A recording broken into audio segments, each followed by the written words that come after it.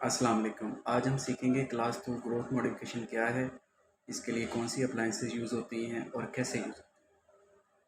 जी, growth modification में हमारे पास हम जैसे कि इससे पहले की वीडियो में हमने प्रॉब्लम लिस्ट में बना लिया कि हमारे पास प्रॉब्लम है convex profile due to mandibular deficiency.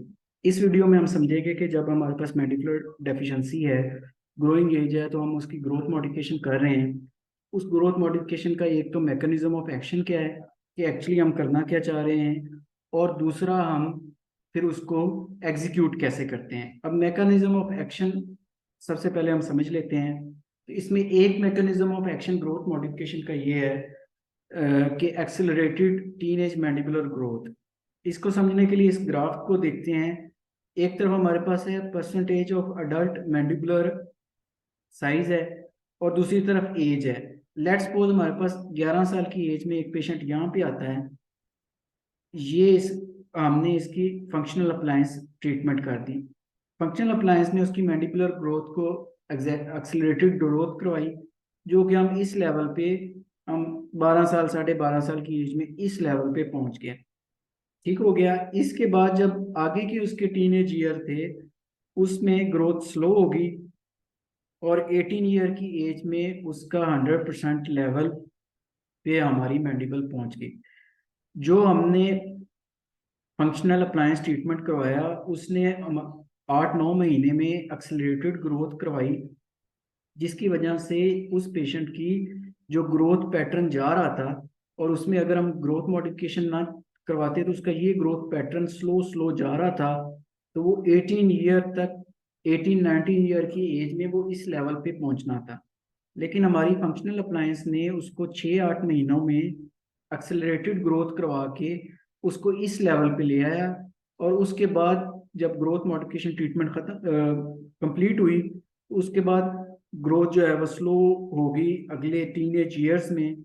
और अल्टीमेटली उस पेशेंट में अगर हम ग्रोथ मॉडिफिकेशन हमने की है, तब भी वही मैंडिबल का लेवल है, और अगर हमने नई ग्रोथ मॉडिफिकेशन की तो तब भी हमारे पास वही लेवल है मैंडिबल का। ठीक हो गया। अगर यहाँ पे जहाँ पे हमने ग्रोथ मॉडिफिकेशन कंप्लीट की और उसके बाद ये ग्रोथ पैटर्न ये वाला फॉलो कर लेती, तो तब हमारे पास ये होनी थी मैजिकल मैजिकल ट्रीटमेंट होनी थी, और हमारे जो अडल्ट साइज ये वाला था इससे इंक्रीज हो जाना था, इस लेवल पे चले जाना था। लेकिन ऐसा होता नहीं है। तो ग्रोथ मॉडिफिकेशन ने बेसिकली किया क्या कि एक पेशेंट जिसका ग्रोथ मॉडिफिकेशन का ये पैटर्न था, तो उसका टीनेज ईयर में जितनी ग्रोथ होनी थी 5-7 सालों में, उसने इकट्ठी 8-9 महीने के अरसे में वो एग्जैजरेटेड एक्सेलरेटेड ग्रोथ करवा दी।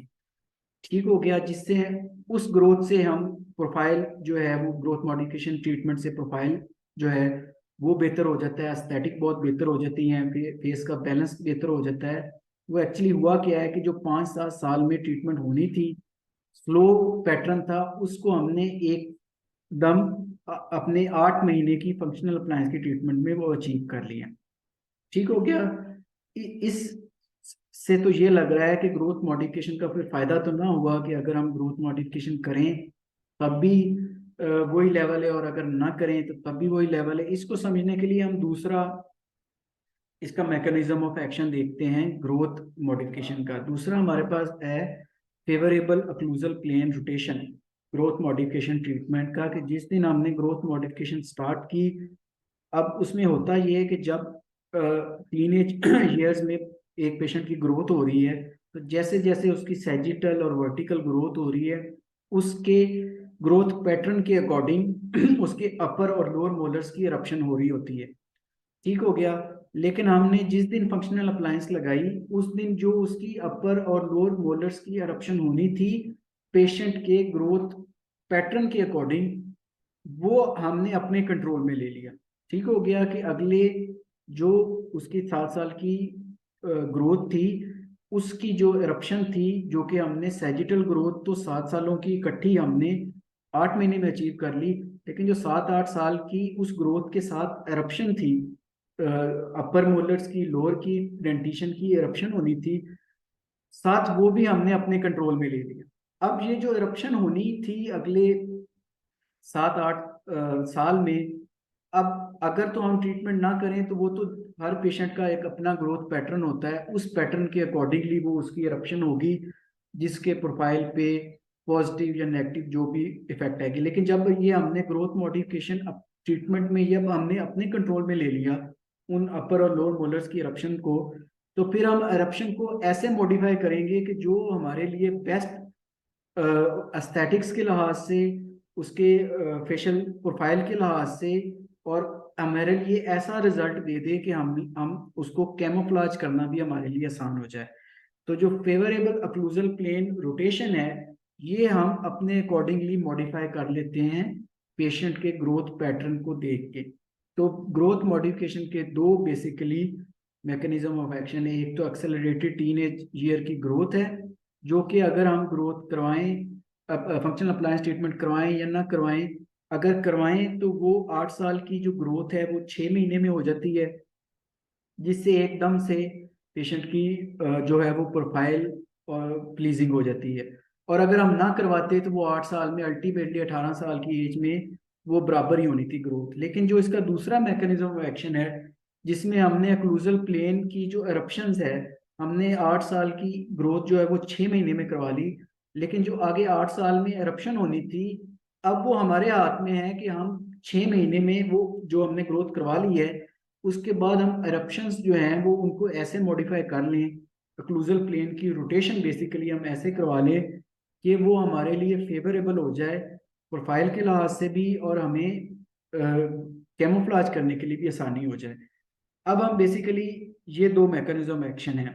अब हम समझ लेते हैं कि ग्रोथ पैटर्न कौन कौन से होते हैं, ताकि हमें पता चल जाए कि सैजिटल ग्रोथ तो हमने समझ ली कि जो 8 सालों की है वो हमने पहले अचीव कर ली, लेकिन उसके साथ जो वर्टिकल उसकी ग्रोथ पैटर्न है जिससे eruptions होनी है, तो eruptions के हम पैटर्न समझ लेते हैं, और फिर उसके अकॉर्डिंगली हम देखेंगे कि हमने उसको कैसे मॉडिफाई करना है। पहला हमारे पास eruption पैटर्न है, नॉर्मल eruption पैटर्न होता है। इसमें अगर आपके पास पेशेंट आए तो उसकी सर्जिकल डेफिशिएंसी हो, लेकिन उसका जो वर्टिकल ग्रोथ होती है वो नॉर्मल हो रही होती है, इसका मतलब है कि अपर और लोअर जो eruptions है वो बैलेंस्ड हैं, हमारे लिए फेवरेबल है कि हम सिर्फ सैजिटल ग्रोथ जो है वो करवा लें, ठीक हो गया। और जो वर्टिकल ग्रोथ हो रही है या इरप्शन है वो उसको हम वैसे ही रहने दें, हमारे लिए उसमें कोई अनफेवरेबल चीज़ नहीं है, जो ग्रोथ हो रही है वो फेवरेबल हो रही है, ठीक हो गया। दूसरा हमारे पास पैटर्न है लो एंगल पैटर्न। ये इसमें बेसिकली हो ये रहा होता है, एक तो पेशेंट में सैजिटल ग्रोथ डेफिशिएंसी है, दूसरा इसकी अपर और लोअर मोलर्स की इरप्शन कम होती है वर्टिकल ग्रोथ कम होने की वजह से। तो इसका टीन एज ईयर में इस पैटर्न के पेशेंट में होना बेसिकली ये है कि एक तो उसकी सैजिटल ग्रोथ की डेफिशिएंसी रहेगी, और जो कि ग्रेजुअली उसकी अचीव करेगा, लेकिन इसके साथ साथ उसका वर्टिकल पैटर्न ऐसा है कि उसकी अपर और लोअर मोलर्स की ऑप्शन कम हो रही हैं, जिसकी वजह से लोअर इंटीरियर फेशियल हाइट कम होगी और फेस का बैलेंस एस्थेटिक नहीं रहेगा। अब इस केस में हमने क्या इंटरसेप्ट करना है? हमने इंटरसेप्ट ये करना है कि हमने अपर मोलर्स जो होंगे उनको उधर ही होल्ड रखना है, और जो हमने आगे 8 सालों की ग्रोथ करवा ली है और अगली उस ग्रोथ के साथ 8 सालों की इरप्शन होनी थी, उस इरप्शन को हमने अपर मोलर्स को होल्ड करके रखना है, और वो सारी की सारी इरप्शन हमने लोअर मोलर्स की करवानी है। ऐसा क्यों हमने करवानी है? ऐसा हमने इसे इसलिए करवाना है कि अगर अपर मोलर्स इरप्ट करें तो वो करते क्या है कि जैसे जैसे अपर मोलर्स इरप्ट करेंगे वो मैंडिबल को बैकवर्ड पुश करते हैं, जिससे मैंडिबल डाउनवर्ड और बैकवर्ड रोटेट करता है। जिस इस रोटेशन से जो हमारी सैजिटल करेक्शन है वो भी लॉस हो रही है, ठीक हो गया। तो अगर हम अपर मोलर्स को होल्ड रखें और जो ग्रोथ हमने करवा ली है, और अब जो eruption है हमने करवानी है, तो हम सारी की सारी लोअर की करवाएंगे। अपर को होल्ड रखेंगे ताकि मैंडिबल डाउनवर्ड बैकवर्ड रोटेट ना करे, और सारी की सारी हम इरप्शन लोअर की करवाएंगे। जब हम अपर मोलर को होल्ड रख के लोअर की इरप्शन करवाएंगे तो वो हमारा मोलर रिलेशन क्लास 2 से क्लास 1 में आ जाएगा। जब हमने मोलर रिलेशन क्लास 1 अचीव कर लिया तो ये हमारे लिए फेवरेबल हो गया। अब उसको कैमोफ्लाज भी करना, हमने अपर इंसाइजर लोअर इंसाइजर को डीप कंपनसेट करना, जब हमारे पास क्लास 1 मॉड्यूलेशन हो गया तो फेवरेबल हो गया। तो इस ग्रोथ पैटर्न में हमने किया क्या कि हमने जो ग्रोथ उसकी टीनेज ईयर की ग्रोथ एक तो सैजिटल करवा ली, लेकिन ये तो अगर हम करवाते ना करवाते तब भी वही होना था।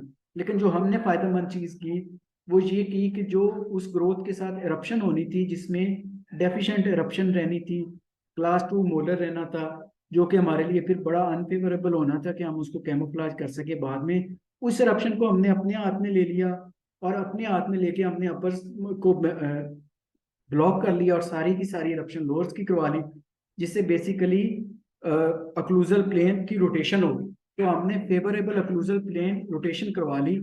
ये हमारा दूसरा जो है वो मैकेनिज्म ऑफ एक्शन था, जो हमने फेवरेबली अचीव कर ली। अब एक और ग्रोथ पैटर्न जो तीसरा हमारे पास होता है वो है हमारे पास हाई एंगल ग्रोथ पैटर्न। इसमें ये होता है कि हमारे पास जो 11 साल का पेशेंट है वो सेजिटल तो उसकी डेफिशिएंसी होगी ही होगी, लेकिन उसकी वर्टिकल ग्रोथ उस एज में इतनी हो चुकी है कि उसके अपर मोलर्स की जो एरप्शन है वो उसकी अडल्ट 19 ईयर के लेवल तक की है। ठीक हो गया। और अगर हम उसमें ग्रोथ मॉडिफिकेशन नहीं करते तो वो एरप्शन और होती रहेगी अपर मोलर्स की, और अपर मोलर्स जैसे जैसे एरप्ट करेंगे वो मैंडिबल को डाउनवर्ड और बैकवर्ड रोटेट करेंगे। जब वो मैंडिबल को डाउनवर्ड और बैकवर्ड रोटेट करेंगे तो हमारी जो सेजिटल करेक्शन है वो भी हमारी जो है वो डिसअपियर होना शुरू हो जाएगी। हमें उसमें कोई प्रॉमिसिंग प्रोफाइल हम अचीव नहीं कर सकेंगे। इस ग्रोथ पैटर्न में हमने ये करना है कि एरप्शन तो पहले हो चुकी है और ज्यादा eruption हो चुकी, तो हम ये करेंगे, हम eruption ब्लॉक कर देंगे। अपर लोअर दोनों की eruption हम नहीं होने देंगे। हम 6 साल टीन एज ईयर्स की ग्रोथ करवा लेंगे, लेकिन उसके साथ जो ग्रोथ के साथ eruption होनी थी वो हम ब्लॉक कर देंगे। वो हम ना अपर की होने देंगे ना लोअर की होने देंगे। ठीक हो गया। तो उससे हमारा वर्टिकल को हम हमारा कंट्रोल रहा, लेकिन हमने सारा का सारा हमारा सेजिटल हमने अचीव कर लिया, जिससे प्रोफाइल पे बेहतर चेंज आया। इसमें अगर हम ग्रोथ मॉडिफिकेशन ना करते तो होना ये था कि सेजिटल तो चलो 18 ईयर तक वो टीनेज ईयर में ग्रोथ हो जानी थी, लेकिन क्योंकि अनफेवरेबल पैटर्न था एरप्शंस का, अपर मोलर्स ने एरप्ट करते रहना था और उससे मैंडिबल डाउनवर्ड बैकवर्ड रोटेट करते रहना था। ठीक हो गया। तो ये हमने समझ लिया कि हमारी ग्रोथ मॉडिफिकेशन के दो मैकेनिज्म ऑफ एक्शन है। एक है कि टीनेज ईयर की जो ग्रोथ है उसको इकट्ठा 8 महीनों में पहले करवा लो। दूसरा ये है कि टीनेज ईयर की ग्रोथ के साथ जो अगले 8 साल में eruption होनी थी वो आप अपने कंट्रोल में ले लो और अपने पेशेंट के अकॉर्डिंगली उसको फेवरेबली अचीव कर लो। ठीक हो गया। ये अभी हमने समझा है मैकेनिज्म ऑफ एक्शन। अब हम आगे इसको समझेंगे कि ये दोनों चीजें हम मुख्तलिफ अप्लायंसेस में कैसे अचीव करते हैं, ठीक, और कौन सी अप्लायंसेस इसके लिए बेस्ट हैं। ठीक हो गया। अब ये हमारे पास एक पेशेंट है वर्टिकल नॉर्मल वर्टिकल का। इसका हम जैसे समझा है, इसमें हमने वर्टिकल की eruption अपर लोअर को हमने ऐसे ही होने देना है, हमारे लिए बड़ी फेवरेबल है। हमने सिर्फ सेजिटल करेक्शन करनी है।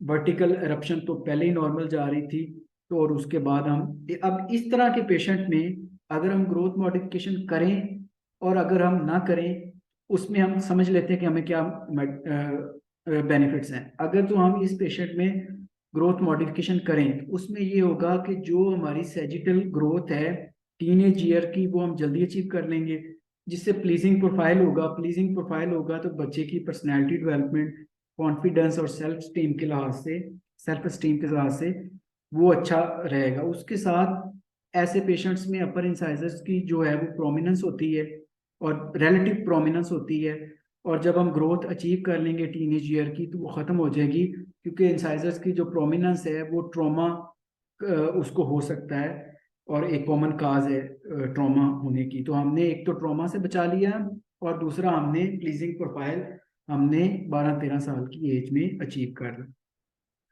और उसके लिए हमारा 1 साल की ग्रोथ मॉडिफिकेशन ट्रीटमेंट है, उसके साथ 1.5 साल की हमारी बाकी फिक्स अप्लायंस की ट्रीटमेंट है ब्रेसिस की, जिसमें हम बाकी डीकम्पनसेट करके चीज़ें ठीक करें। लेकिन अगर हम इसकी अगर हम growth modification let's suppose patient नहीं करना चाह रहा, तो फिर ये है कि फिर हम इसकी ट्रीटमेंट को डेफर करेंगे। हम वेट करेंगे 18 ईयर तक ताकि ये सेजिटल ग्रोथ इसकी नॉर्मली हो सके, क्योंकि वर्टिकल पैटर्न और एरप्शन पैटर्न फेवरेबल है, तो उसमें भी हमारे लिए कोई एडवर्स इफेक्ट नहीं हो रहा। हम 18 ईयर तक इसका वेट करेंगे और 18 ईयर की एज में हम जो सेजिटल ग्रोथ हो चुकी होगी, हम बाकी जो है वो कैमोफ्लेज करके बाकी चीजें डीकम्पनसेट कर देंगे। ये हमारा है नॉर्मल वर्टिकल पैटर्न।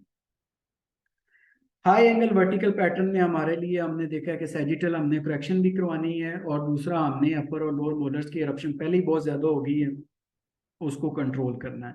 तो इसमें हमारा गोल, हाई एंगल में हमारा गोल है कि एक तो सैजिटल करेक्शन करें, और दूसरा अपर और लोअर मोलर्स की जो इरप्शन पहले बहुत ज़्यादा हो चुकी है, 12 साल की एज में 20 साल वाली इरप्शन हो चुकी है, तो इसमें हमारा गोल ये है कि हमने और कोई इरप्शन नहीं होने देनी।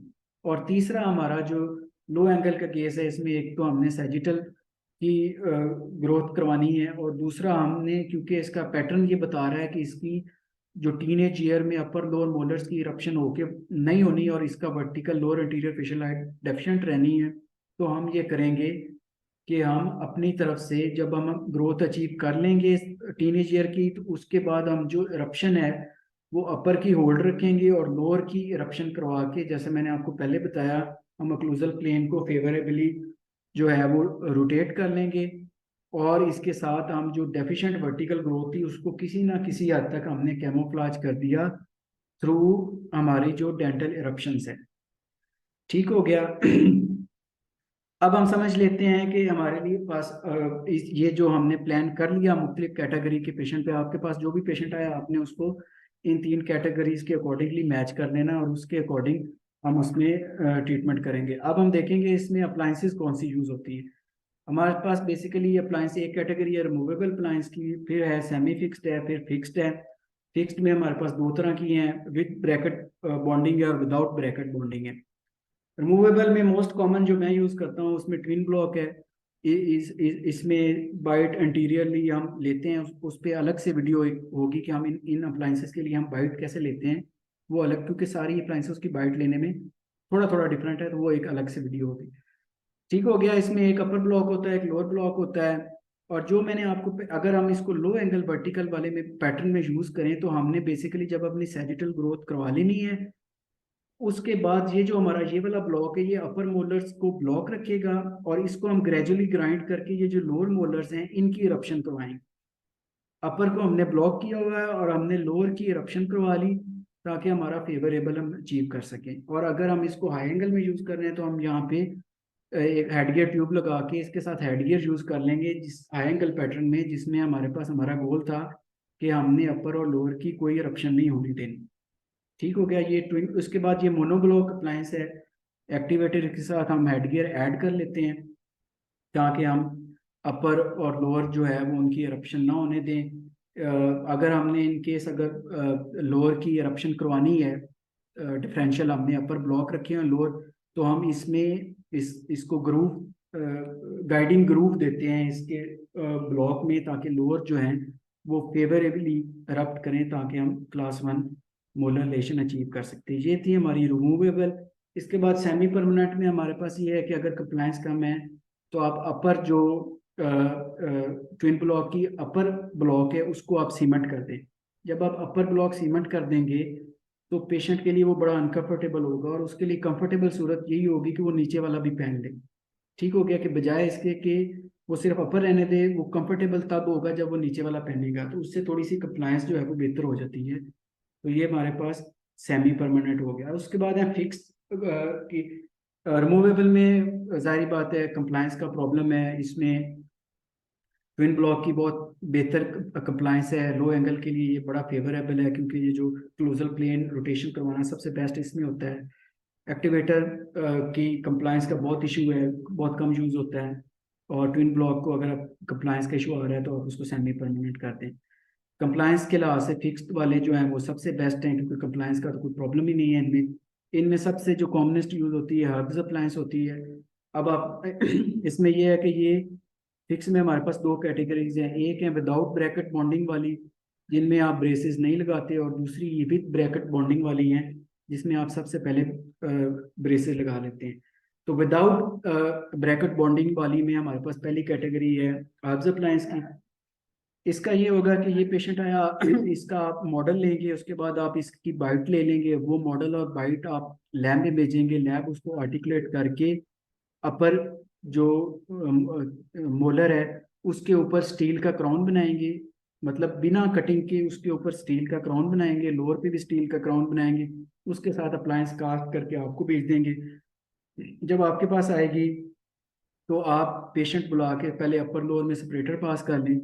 2 दिनों बाद जब स्पेस बन जाएगी तो आप, जैसे हम क्राउन या ब्रिज जो है वो सीमेंट करते हैं, तो आप अपर और लोअर जो दोनों स्टील क्राउन होंगे उनको सीमेंट कर लेंगे। बड़ा सिंपल सा प्रोसीजर है ये। सबसे फेवरेबल ये हाई एंगल में है, क्योंकि ये थ्योरेटिकली जो है वो अपर मोलर्स को इंट्रूड भी करवाती है, लेकिन क्लिनिकली ये एटलीस्ट कंट्रोल रखती है कि ये अरप्ट नहीं होने देती। तो हाई एंगल के लिए ये सबसे ज़्यादा फेवरेबल है। उसके बाद नॉर्मल एंगल के लिए भी ठीक है, जिसमें हम नहीं, लेकिन लो एंगल के लिए ये फेवरेबल नहीं है, क्योंकि लो एंगल में जो हमने अक्लूजल प्लेन की रोटेशन करवानी है वो इसमें एक डेफिशिएंसी है। तो लो एंगल के लिए ये मैं आपको जो है ये रिकमेंडेड नहीं है। अब ये 8-9 महीने की ट्रीटमेंट है। जब 6 महीने हो जाए तो उसके बाद आप अपर लोअर की, अपर प्रीमोलर से और लोअर केनाइन से आगे जो दांत है इनकी बॉन्डिंग भी कर सकते हैं, ताकि जैसे ही हमारे ये ट्रीटमेंट कंप्लीट हो तो आप 8-9 महीने बाद डायरेक्ट फिक्स अप्लायंस पे जंप कर सकें, आपको बीच में वेट ना करना पड़े। दूसरी अप्लायंस है मैंडिबुलर इंटीरियर रिपोजिशनिंग अप्लायंस। ये भी हर्ब्स की कैटेगरी की है कि इसमें आपको ब्रैकेट की बॉन्डिंग नहीं चाहिए होती, सिंपली आप विदाउट बॉन्डिंग इसको कर लेते हैं। दूसरी कैटेगरी जो इनकी थी जिसमें पहले आपको ब्रैकेट बॉन्डिंग चाहिए होती है, इसमें अगर आपके पास पेशेंट आया तो आप सबसे पहले अपर लोअर पे बॉन्डिंग करेंगे, लेवल अलाइन करेंगे उसको, हैवी वायर के पे जाके 1925 एसएस वायर पे आप ये जो सबाग universal spring spring actually appliance है, अपर मोलर से ये लोअर केनाइन के डिस्टली जो है वो एंगेज होती है। लोअर को आप पावर चेन के जरिए लिंगुअल आर्च लगा के 1 यूनिट बना लें। अपर में आप टीपीए लगा के आप एंगल भी कंट्रोल कर सकते हैं, और बड़ी अच्छी अप्लायंस है, इसमें बड़ी कंफर्टेबल भी है और पेशेंट का कोई कंप्लायंस का इशू भी नहीं है। इसी के साथ दूसरी जो अप्लायंस है वो फोर्सेस अप्लायंस भी है, वो भी इसी कैटेगरी की है कि आप जो है वो अपर लोअर बॉन्डिंग करें, लेवल अलाइन करें, और जो उसके बाद आप अ, अ, जो है वो फोर्सेस अप्लायंस लगा के आप बाकी की अचीवमेंट करें। और जो जैसे ये वाली अप्लायंस जो नॉर्मली मैं यूज़ करता हूँ, स्पार्क यूनिवर्सल स्प्रिंग जो है, इसमें जब आप आपने का जो पेशेंट लो एंगल वर्टिकल का था उसमें आपने, इसमें आप चाहते हैं कि अपर्स जो हैं वो अरप्ट ना करें और लोअर अरप्ट करें, तो उसमें आप अपर में हैवी वायर रखेंगे, लोअर में लाइट वायर रखेंगे, और बॉक्स इलास्टिक लगा लगा के सिर्फ आप लोअर को अरप्ट करवा लेंगे। तो ये हमारे पास थी कॉमनेस्ट जो हम अप्लायंसेस यूज़ करते थे, और साथ हमने बड़े अच्छे तरीके से मैकेनिज्म ऑफ एक्शन भी सीख लिया।